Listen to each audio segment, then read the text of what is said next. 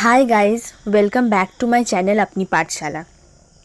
For few days I was busy in traveling, so am I was unable to make you learn the chapters, but now I am back. So let's start. Today I will start the first chapter from your class 9 economics book. Chapter 1, the story of village Palampur. Overview. The purpose of the story is to introduce some basic concepts relating to production, and this we do through a story of a hypothetical village called Palampur. So, through the story of the hypothetical means this place never exist. So, it is a kind of story, and through this we will understand the overview of the villages in India that have the same conditions like this village. Farming is the main activity in Palampur, whereas several other activities such as small scale manufacturing, dairy transport, etc., are carried out on a limited scale. These production activities needs various types of resources: natural resources, man-made items, human effort, money, etc. As we read through the story of Palampur, we will learn how various resources combine to produce the desired goods and services in the villages. So, farming is the main activity of our country. Yes, and most nearly 85% people are engaged in agriculture. Agriculture means farming. So, for farming there are some other rather than farming there are some other activities like small scale manufacturing, dairy and transport. So these are also carried out in a limited scale with natural resources, man-made items, human effort, money, etc. So we will learn the various aspects that how these kind of elements like human labor, money and resources are used for generating the services. Okay, introduction. Palampur is a well connected village with neighboring villages and towns. Raiganj, a big village, is 3 kilometers from Palampur. An all weather road connects the village to Raiganj and farther on to the nearest small town of Shahpur. Many kinds of transports are visible on this road, starting from bullock carts, tongas, bogies, wooden cart drawn by buffaloes, loaded with jaggery, that is gur, and other commodities, to motor vehicles like motorcycles, jeeps, tractors, and trucks. This village has about 450 million belonging 450 families belonging to several different castes. The 80 upper caste families own the majority of land in the village.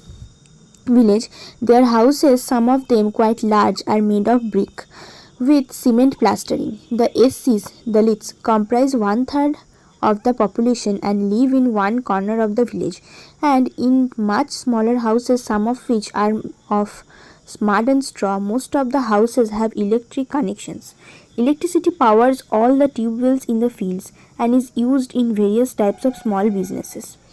Palampur has two primary schools and one high school. There is a primary health center run by the government and one private dispensary where the sick are treated. So, Palampur is a well connected village with neighboring villages and towns. Raiganj is a big village which is 3 kilometers away from Palampur, and an all weather road means the all weather road refers to the road which remains same in all weather conditions like monsoon, winter and summer. Means it is well constructed and it never destroys because of rain or any other whatever any other calamities or any other disasters like a landslide, earthquake.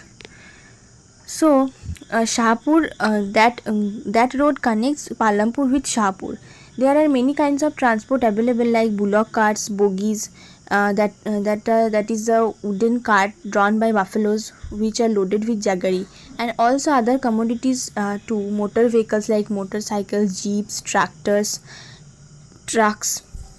The village has 450 families belonging to several different castes. So there are 450 families means quite not large but a medium size of village, where 80 upper caste people own the majority of land. Means 80 upper caste families are there and they own the majority of the land, and like they have the power in their hand to control the farming, to control the lands, and to appoint laborers as well. And their houses are somehow quite big. So obviously they are they have the majority of land, and the produce is actually getting sold in the market, so they will earn a huge amount of money. So why they will live in mud houses? They will always live in pakka houses made of bricks with cement plastering. The SCs, that are Dalits, comprises of one third of the population, which live in one corner of the village. So in village areas, the SCs, STs are seen through a evil eye.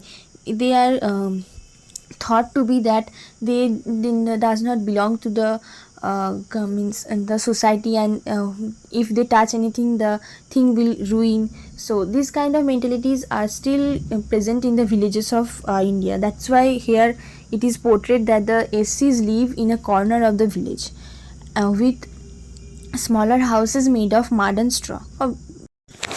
So we can see that most of the majority of the land is under the control of the upper caste peoples living in the village, rather than the people that belong to lower caste. Most of the houses have electric connections. Electricity powers all the tube wells in the fields and is used for various types of small businesses. So through electricity they can also set up factories which will produce small scale manufacturing units, and it will also employ more people from the village itself. So there is also a primary health center, and there are two primary schools and one high school, and also a private dispensary where people sick are treated. The description above shows that Palampur has fairly well developed system of roads, transport, electricity, irrigation, schools and health services. Compare these facilities with those in your nearby village. So you can see that as Palampur is a hypothetical village, so the informations added here are actually according to the according to a point of view where people can imagine how a village should look like. But in India, most of the villages does not have a proper health center as well as proper schools. The people have to travel like 10 to 20 kilometers for a hospital as well as for a school. Even they don't get private tuitions also, and because of this, the children living in villages face many difficulties in pursuing higher education as well as school primary education also, because if your primary school is 10 kilometers away from your house, then in the age of 5 to 6 years, how will one child travel that much distance to cover the school? It is not possible. But in Palampur, in the qualities of Palampur actually describes the real qualities of a well sustained village of a country. But in India it is quite different. So that's why here it is told that you should compare these facilities with your nearby villages. The story of Palampur, an imaginary village, will take us through the different types of production activities in the village. In village across India, farming is the main production activity. The other production activities referred to as non-farm activities include small-scale manufacturing, transport, shopkeeping. We shall take a look at both these types of activities after learning a few general things about production. So, the story of Palampur is of an imaginary village which will take us through the different types of production activities that are taking place in that village. Also, in villages like across India, farming is the main production activity. The other activities are referred to as non-farm activities, because farming needs much labor, equipments, and like it needs a season for growing crops. But non-farm activities never needs a season or any other quite important like a period of time. It does not require any period of time or any other main equipments which are used in farming. If you set up a shop, then you have to work in the shop like through the whole year. There is no chance that one season you are getting higher income and in one season you are closing the shop and sitting in home idle, but it is not possible because in farming season is quite important, but in other businesses season is not so important. So let us see. Organization of production. The aim of production is to produce the goods and services that we want. There are four requirements for production of goods and services. The first requirement is land and other natural resources such as water, forests and minerals. The second requirement is labor, that is, people who will do the work. Some production activities require highly educated workers to perform the necessary tasks. Other activities require workers who can do manual work. Each worker is providing the labor necessary for production. The third requirement is physical capital, that is a variety of inputs required at every stage during production. What are the items that come under physical capital? A. Tools, machines, buildings. Tools and machines range from a very simple tools such as farmer's plow to sophisticated machines such as generators, turbines, computers, etc.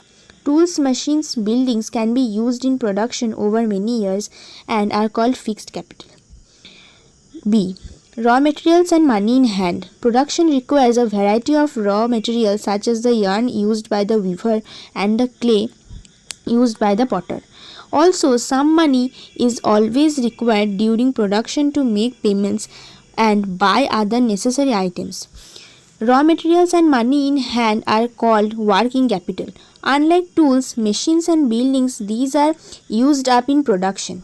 There is a fourth requirement too. You will need knowledge and enterprise to be able to put together land, labor and physical capital and produce an output either to use yourself or to sell in the market. This these days is called human capital. We shall learn more about human capital in the next chapter. In the picture, identify the land, labor and fixed capital used in production. Every production is organized by combining land, labor, physical capital and human capital, which are known as factors of production. As we read through the story of PALAMPUR, we will learn more about the first three factors of production. For convenience, we will refer to the physical capital as the capital in this chapter. So, the aim of production is actually the production of goods and services that the population or the people of the country actually want. There are four requirements for the production of goods and services. So, the first requirement is land and other resources such as forest and minerals. So, without land, we cannot produce crops, and for producing crops, we will also need different kinds of fertilizers to make them stay in well condition. And also, the most important thing is water. If we don't water the plants, then the plants will generally die, and the whole production will be stopped, and it will also destroy a lot of capitals, because for buying seeds farmers use much of their capital, and also for buying fertilizers also, because they use expensive fertilizers to have the crops stay in their position, because crops are very gentle, and if they get pest attacks as well as if there is any problem in the soil also, then with the use of fertilizers it can be referred that the crops will stay in their good condition, and it will further be able to sold in the market. The second requirement is labor, that is, people who will do the work. Some production activities require highly educated workers to perform the necessary tasks. Other activities require workers who can do manual work. So, second requirement is labor. If we have land as well as forest, minerals and water, but if there are no humans, then animals cannot do farming or any other activities, because they are not aware of anything. We humans got that opportunity to utilize all the resources provided by nature. So, human labor is very important to execute any work. Some highly production activities require highly educated workers. So in some stages of the workers section, we will read about the gold collar workers. Gold collar workers are those who actually are highly educated and only do the highly paid and the most important jobs in a country, like the executives and the bureaucrats, etc. So in all the activities, we need workers who can do manual work, obviously, because without humans and laborers, nothing is possible. You cannot do anything. If you give the animals the resources, they will actually destroy them. But we humans have the ability to think about all the resources and use it in a wise manner. The third requirement is physical capital, like the variety of inputs required at every stage during production. So number one is tools, machines and buildings. Tools and machines range from a very simple tool such as farmer's plow to sophisticated machines such as generator, turbines and computers. So tools are very important. So if you do not plow the land, then you cannot sow the seeds and crops will never grow. So plow is very important. And we also need generator, turbines.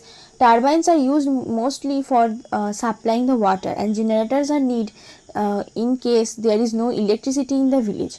So if generators are used to provide electricity to run the turbines, to run the factories also. And computers are used to regulate the system of production units. So these tools, machines and buildings can be used for many years, because they are not actually destroyed with time. They need they need a large period of time to get destroyed. Like if machines does not work properly after 10 years, then you can change it. It is not possible that machine will not work after 1 year. It needs a large period of time after many times of using, that a machine will get destroyed. And also tools also. So these machine, buildings and tools are generally known as fixed capital. Raw materials and money in hand is actually the working capital. Production requires a variety of raw materials such as yarn used by the weaver and clay used by the potter. Also, some money is always required during production to make payments and buy other necessary items. Raw materials and money in hand is called working capital. Yes, obviously, because raw materials and money in hand is the most important thing, because we need money to buy raw materials, and we somehow keep the money to buy other necessities also. And the money we used in buying raw materials, as well as the money we used in buying other equipments, we get in return after selling the produce of our land. So it is actually working capital, because it is rolling down throughout the country. We are buying the seeds from the shopkeeper is also getting their income, and we are also buying the fertilizers from the shop, and he's also getting the income. We are then after that we are producing in the land, and we are selling the produce in the market. So the shopkeepers from which we have brought the seeds, they are also getting their food crops, and they can now buy it for their families with the money that they earned after we have bought the seeds from them. So it is actually working capital, because money is a thing that is rolling down everywhere, because we are buying something, then we are getting something. If we are getting something, then we are again returning it to the shopkeepers. And these kind of things in a economy is actually the real meaning of economy. There is fourth requirement too. So if we don't have any knowledge or enterprise to put all these resources, capitals in a proper manner, then these are actually a waste. For keeping these in a proper and wise manner, we need human capital. Human capital is very important, because without human capital, nothing is possible in this world. The development that is made in today's world is actually for the human capital. Resources are available, but you should have the knowledge to use the resources properly. If you don't have the knowledge, then resources are a waste. So every production is organized by the combining of land, labor, physical capital and human capital, which are known as factors of production. So we shall read more about this in the story of village of Palampur. Farming in Palampur. Number 1, land is fixed. So the first topic is land is fixed. Farming is the main production activity in Palampur. 75% of the people who are working are dependent on farming for their livelihood. They could be farmers or farm laborers. The well-being of these people is closely related to production on the farms. But remember that there is a basic constraint in raising farm production. Land area under cultivation is practically fixed. Since 1960 in Palampur, there has been no expansion in land area under cultivation. By then, some of the wastelands in the village had been converted to cultivable land. There exists no further scope to increase farm production by bringing new land under cultivation. The standard unit of measuring land is hectare. Though in the villages, you may find land area being discussed in local units such as bigha, guitha, etc. 1 hectare equals the area of a square with one side measuring 100 meters. Can you compare the area of a 1 hectare field with the area of your school ground? So the farming is the main activity in Palampur, and 75% of the people who are working are dependent on farming for their livelihood. They could be farmers or farm laborers. So they could be farmers or farm laborers means the upper caste people are actually the farmers because they hold majority of the share of lands, and the lower caste people, that are SCs, Dalits, are the farm laborers. You will read this in further, so I have already given you the information. The well-being of these people is closely related to production of farms. Yes, so if farming is the main activity, then by farming most of them will earn their livelihood. It is natural. So farming is very important for them. But we have to remember that there are basic constraints in raising farm production. Obviously, rules are everywhere. If you do farming, then you have to follow some basic constraints to farm, to cultivate your lands. But if you don't follow, then you will be unable to do farming in your land. So since 1960 in Palampur, there has been no expanse in cultivation. So generally, what happens when we have a piece of land in a village, then after many years of agriculture, we try to extend the land so that agriculture should get increased and more products are produced for selling in market. So from 1960, Palampur generally means hardly have any extension in hardly have any expansion in land areas under cultivation.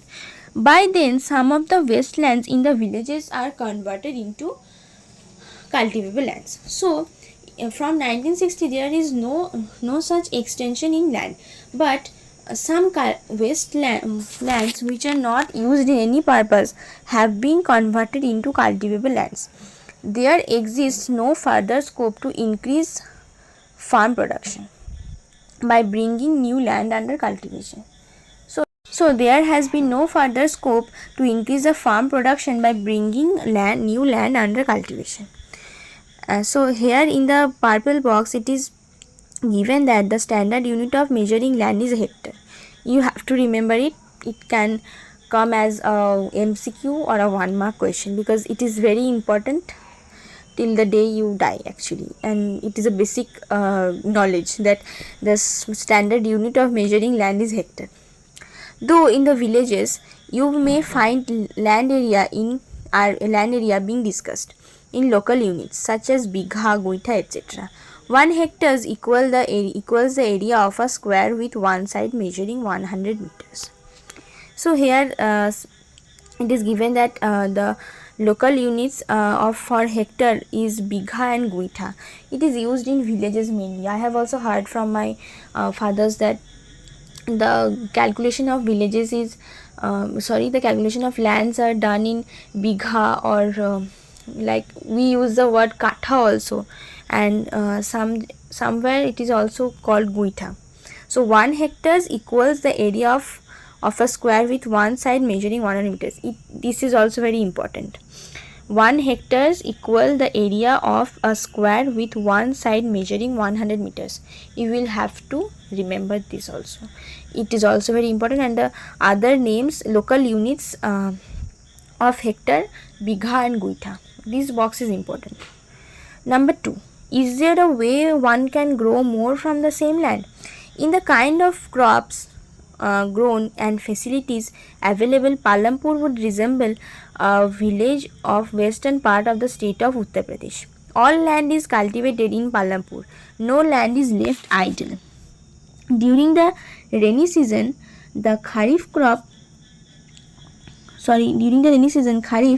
farmers grow jowar and bajra. These plants are used as cattle feed. It is followed by cultivation of potato between October and December. In the winter season, Rabi, fields are sown with wheat. From the wheat produced, farmers keep enough wheat for the family's consumption and sell the surplus wheat at the market at Raiganj. A part of the land area is also devoted to sugarcane, which is harvested once every year. Sugarcane in its raw form or as jaggery is sold to traders in Shahpur. The main reason why farmers are able to grow 3 different crops in a year in Palampur is due to the well-developed system of irrigation. Electricity came early to Palampur. Its major impact was to transform the system of irrigation. Persian wheels were till then used by farmers to draw water from the wells and irrigate small fields. People saw that the electric run tube wells could irrigate much larger areas of land more effectively. The first few tube wells were installed by the government. Soon, however, farmers started setting up private tube wells. As a result, by mid-1970s, the entire cultivated area of 2 hectares was irrigated. To grow more than one crop on a piece of land during the year is known as multiple cropping. It is the most common way of increasing production on a given piece of land. All farmers in Palampur grow at least 2 main crops. Many are growing potato as a third crop in the past 15 to 20 years. For a higher yield, you have seen that one way of increasing production from the same land is by multiple cropping. The other way is to use modern farming methods for higher yield. Yield is measured as crop produced on a given piece of land during a single season. Till the mid-1960s, the seeds used in cultivation were traditional ones with relatively low yields. Traditional seeds needed less irrigation. Farmers used cow dung and other natural manure as fertilizers. All these were readily available with the farmers who did not have to buy them. The Green Revolution in the late 1960s introduced the Indian farmer to the cultivation of wheat and rice using high yielding variety seeds, that is HYV seeds.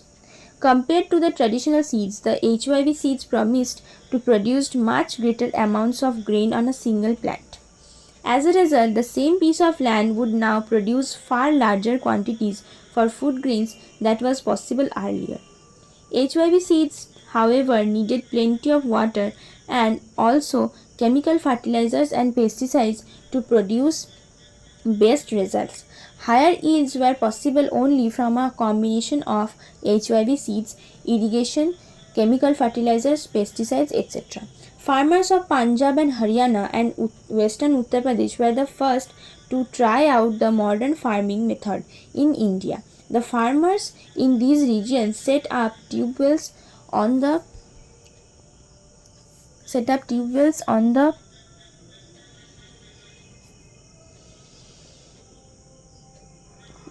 for irrigation and made use of HYV seeds. Chemical fertilizers and pesticides in farming.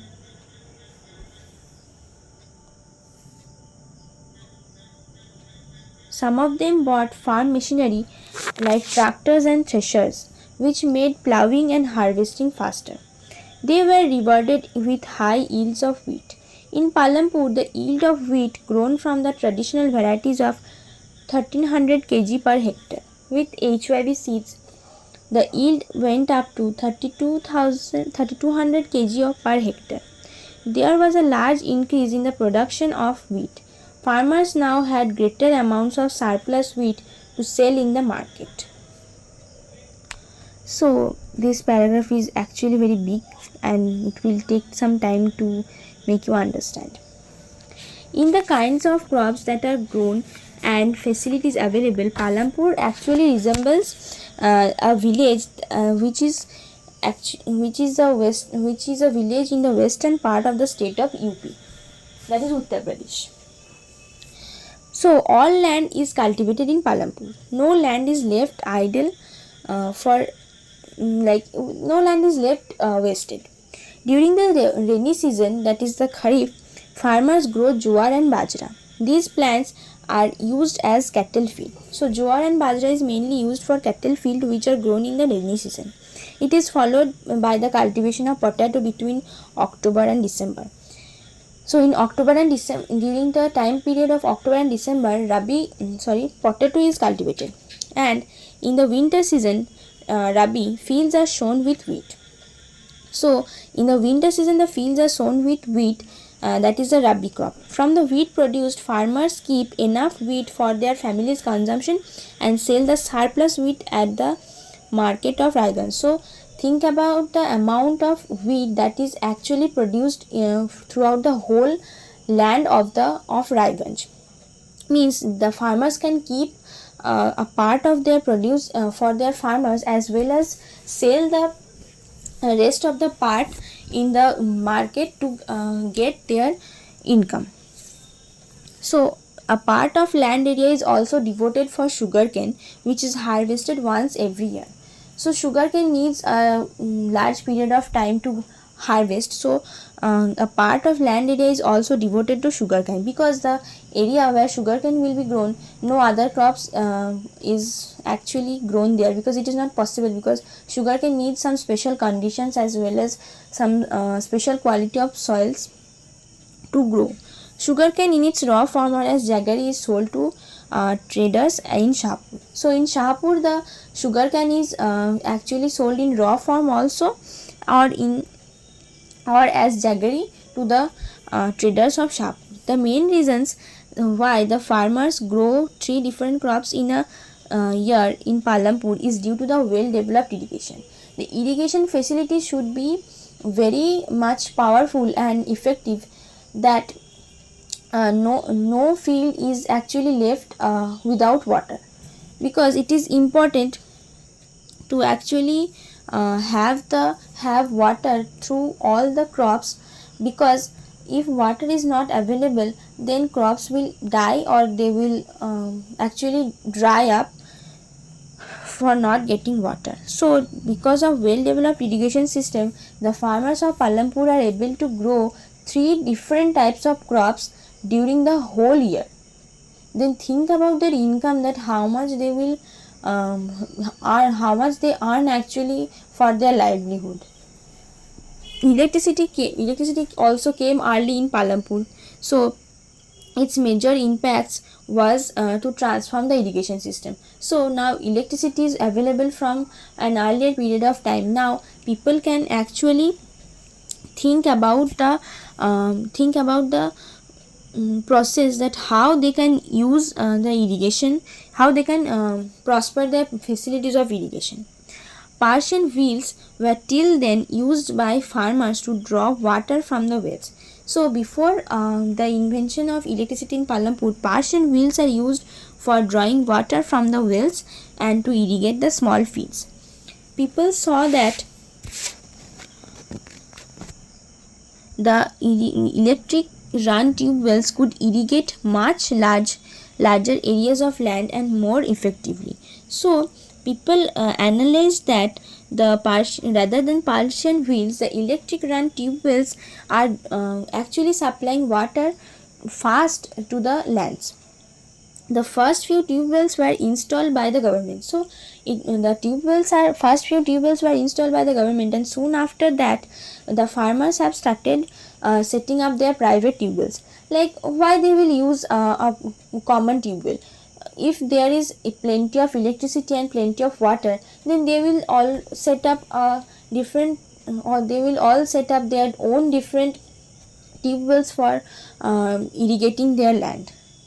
So as a result, by the mid 1970s, the entire cultivated area of 200 hectares, just imagine, the entire cultivated area of 200 hectares is irrigated through the tube wells.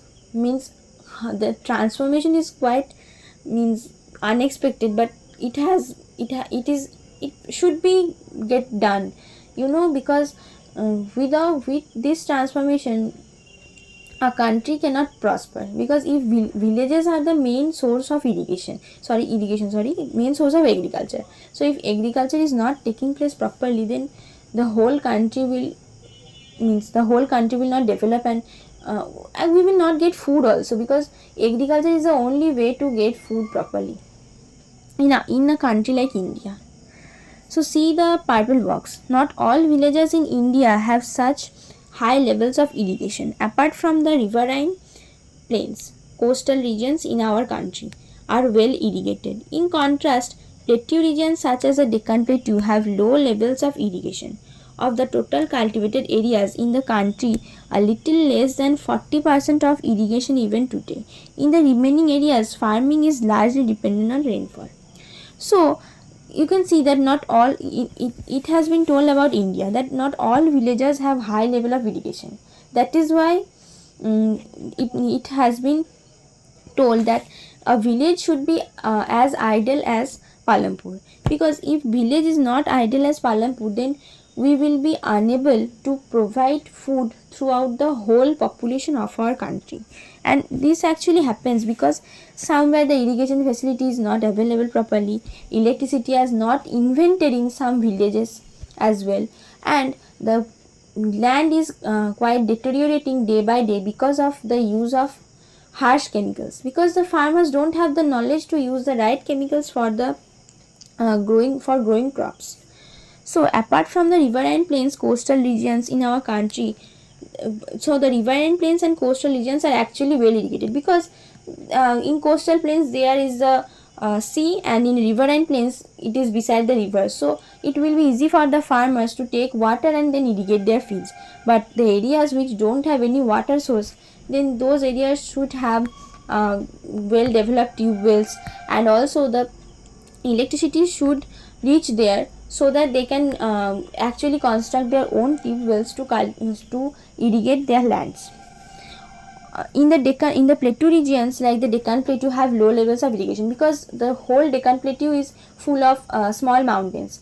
Hardly there is any river that is beside the agricultural lands. Rivers are so far that it is not possible for the farmers living there to cultivate any crop which requires a lot of water. So in Deccan Plateau we will be able to see in geography that in Deccan Plateau it is the cotton is mostly cultivated, because cotton needs a temperature which is means it does not need a lot of water.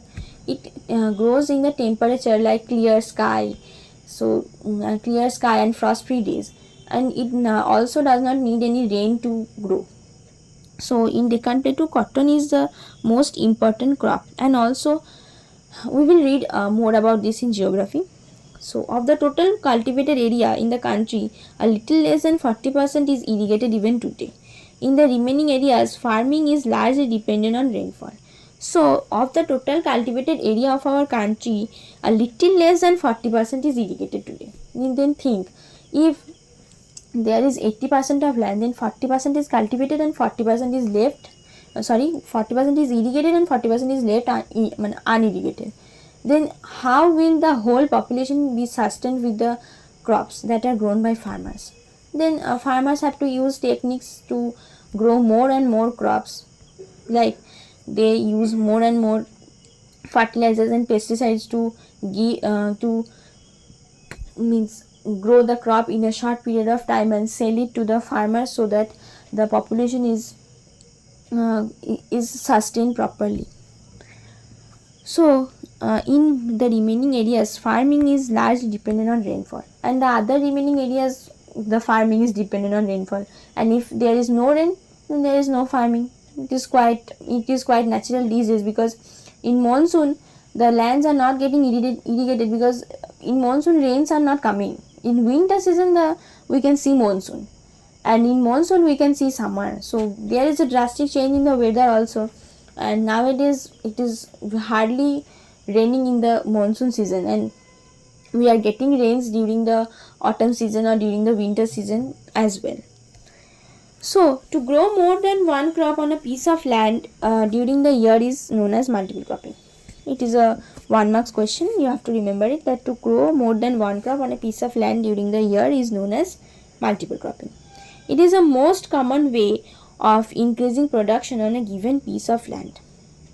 So this is a most important way to increase the production on a given piece of land, because through multiple cropping we can grow 3 or 4 crops at a time, and we can sustain different kinds of we can sustain the population with different kinds of crops. Like some have interest in rice, some have interest in wheat, and some have also interest in vegetable crops as well as food crops.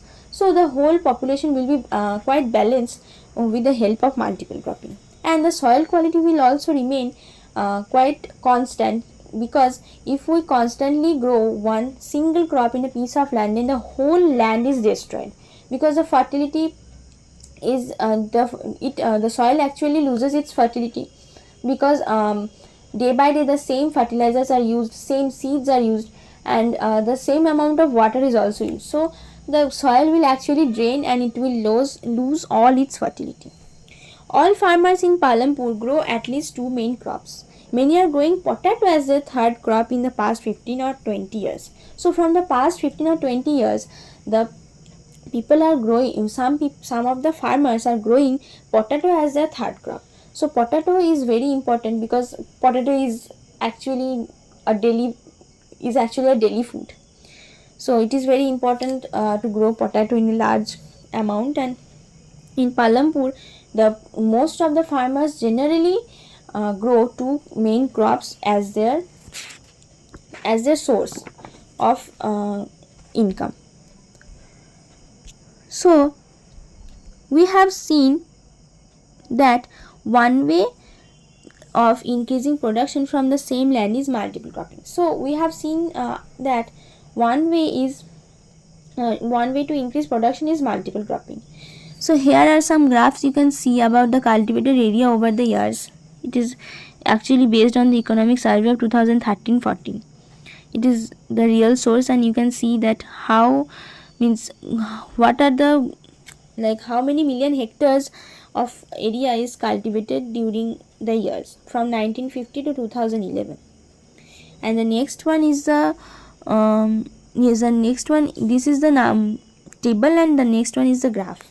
Like for a period of time from 1970s to 2011, the area under cultivation has been same throughout the period of time. So here are some questions: that is it important to increase the area under irrigation? Why? You have to give this answer in comment section, that is it important to increase the area under irrigation? Why? I have told you all the reasons. You will actually answer this question in the comment section. So you have seen that one way is to increase the production is multiple cropping. Okay. The other way is to use modern farming methods for higher yields. Yes. Other ways to increase the farming is using new farming methods. Yield is measured as crop produced in a given piece of land during a single season. So many students have confusion that what is yield. Yield is measured as a crop produced on a given piece of land during a single season. So you should remember this as a 1 mark question, because it can also come in MCQ. Till the mid 1960s, the seeds used in cultivation were traditional ones with relatively low yields. So, during the mid 1960s, the seeds which are used for cultivation are traditional ones, like the seeds which are generally available in every shop, in every seed shop.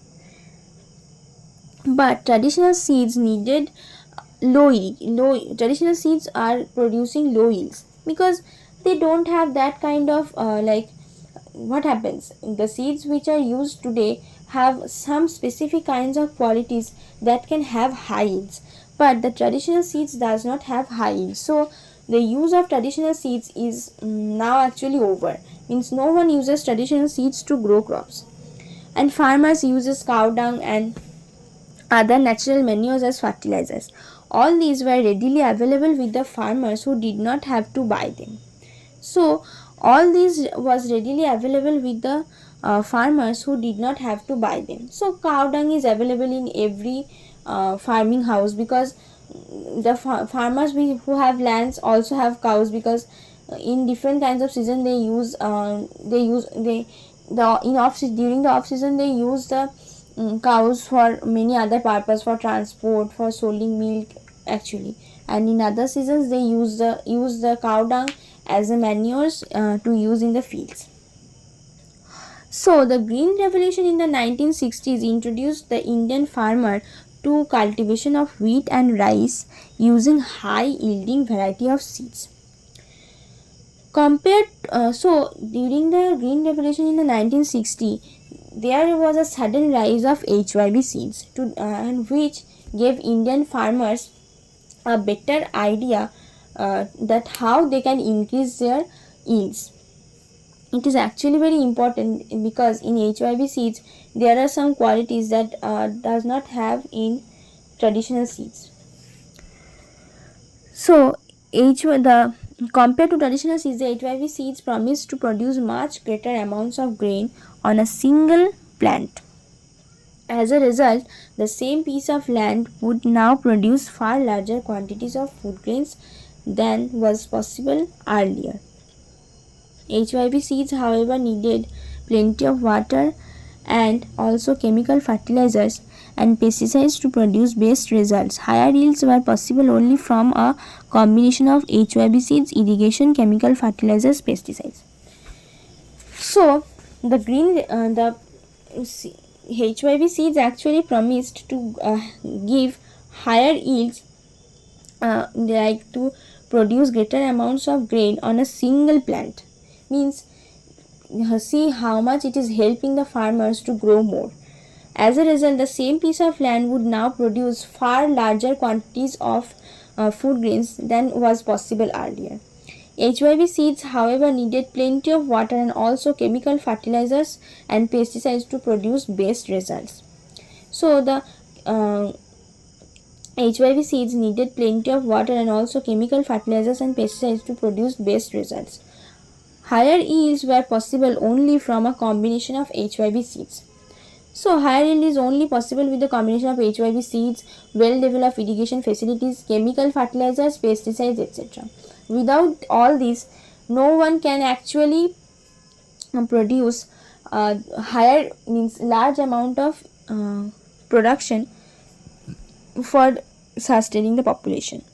Farmers of Punjab, Haryana, Western Uttar Pradesh were the first to try out the modern farming method in India. The farmers in these regions set up tube wells for irrigation, made use of HYB seeds, chemical fertilizer and pesticides in farming. Some of them brought farm machinery like tractors and threshers, which made ploughing and harvesting faster. They were rewarded with high yields of wheat. So the HYB seeds have entered the market, but farmers are not able to understand that how will it work or how will it give them yields. So the farmers of Punjab and Haryana and Western Uttar Pradesh were the first to try out these methods in India. The farmers in these regions set up tube wells for irrigation with the help of electricity, made use of HYV seeds, chemical fertilizers, and pesticides in farming. Some of them also brought farm machinery like the tractors and threshers, harvesters also, which made them plowing and harvesting faster. They were rewarded with high yields of wheat. So in these regions, wheat is a main crop for cultivation. So these HYV seeds, chemical fertilizer, and high and a well developed irrigation help them to get more yields in the section of wheat, because wheat is the main crop. In Palampur, the yield of wheat grown from the traditional varieties of 1300 kg per hectare. So the yield of wheat was from traditional varieties was 1300 kg per hectare, but when they used HYV seeds, the yield per hectare is 3200 kg. See the difference. It is actually double from the quantity after using of traditional varieties and from the quantity after using HYV seeds. For HYV seeds, the yield is 3200 kg per hectare, and for traditional varieties, the yield is 1300 kg per hectare. There was a large increase in the production of wheat, and farmers now had greater amounts of surplus wheat to sell in the markets. So there was a large increase in the production of wheat, and farmers now had greater amounts of surplus wheat to sell in the market.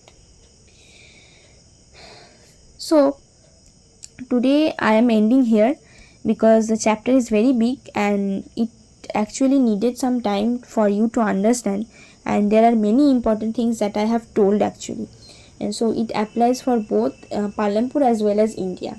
So you have to be aware of every small to small facts in this chapter. So I will continue in the next video, that is will the land sustain. So today, after this, if you have any doubts, you can ask me in the comment section, and I am sorry that I am unable to underline some important points because I don't have any pen actually, and with this pen I cannot underline properly. So I am sorry for that, and if you have any doubt, then you can ask me in the comment section, or you can mail me in my personal email. So if you have liked this video or got any help, then please hit the like button, share it with your friends and families. You subscribe to my channel for more contents, and press the bell icon so that when I will post the next video, then you will be notified. Thanking you. Bye.